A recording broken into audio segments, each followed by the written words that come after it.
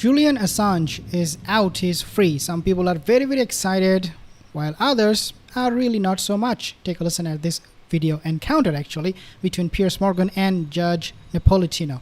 Right, Judge Napolitano, I mean, I can see both arguments here, but as a journalist, my every instinct is you should absolutely be free to publish, particularly when you're protected by the First Amendment. Should there be any line, though? I mean, you know, I'm mindful of the fact that President Trump is facing criminal charges for storing classified documents. Joe Biden was investigated for the same thing.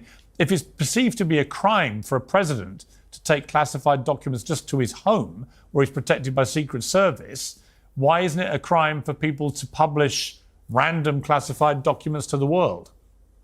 Well, because of the First Amendment, Piers, which not only guarantees the freedom of speech, but according to the Pentagon Papers case, nicely described by my friend Michael, establishes the right of the public to know what the government is doing.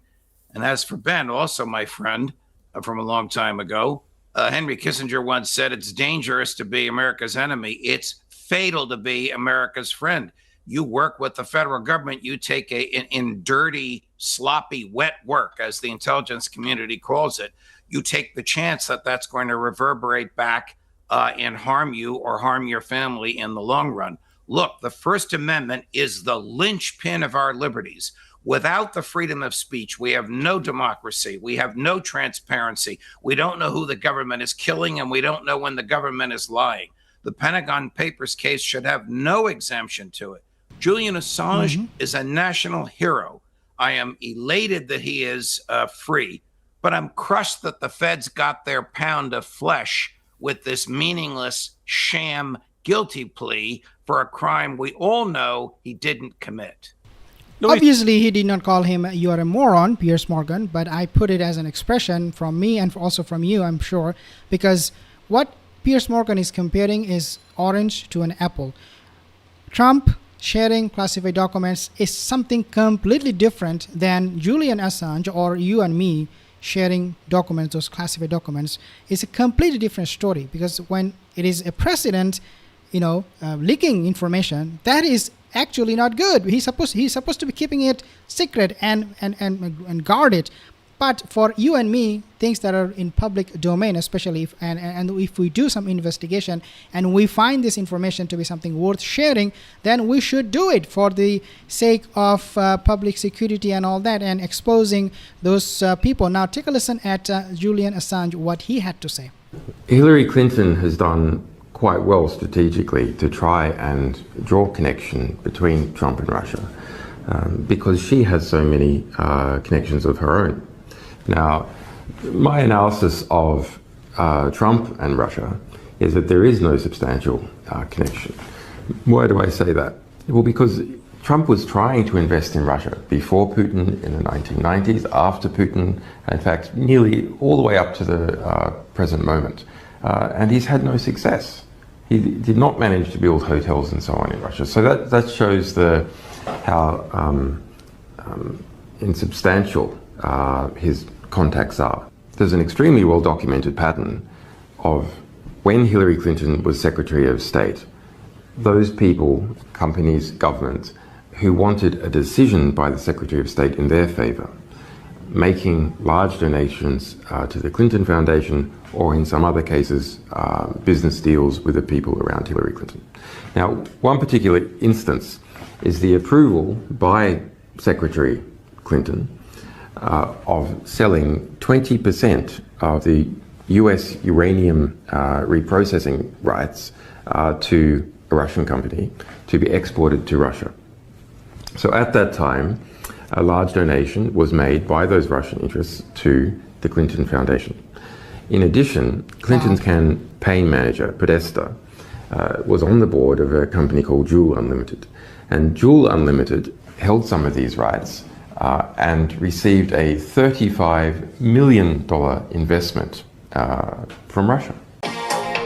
Let me know in the comment section. I'm going to be actually playing one more video here, but let me know in the comment section, guys. Do you think that sharing this kind of information about Hillary Clinton, what she did with Russian companies, getting all the perks for her connection, is something that we should be sharing in public domain? And should we be arrested for that? Should we be put to jail because of those information being shared? Let me know in the comment section below, because I do think that we need to know how we see things as ordinary citizen.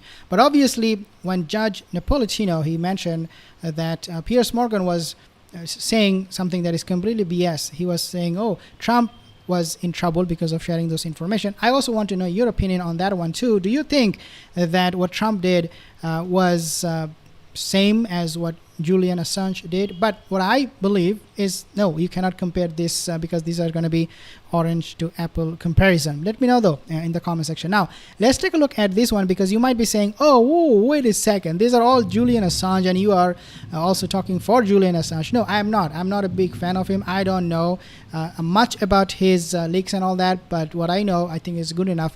But I want to know your opinion. But in this case, what I'm going to be playing right now, this video talks about what others thought about Julian Assange, and are they considering him to be a hero or a villain? Let's take a listen. 20 years ago, the US and UK invaded Iraq. Today, Tony Blair is free to go on television, has made a huge amount of money, the same with George Bush. At the same time, Julian Assange languishes in Belmarsh prison because he told the truth about this war.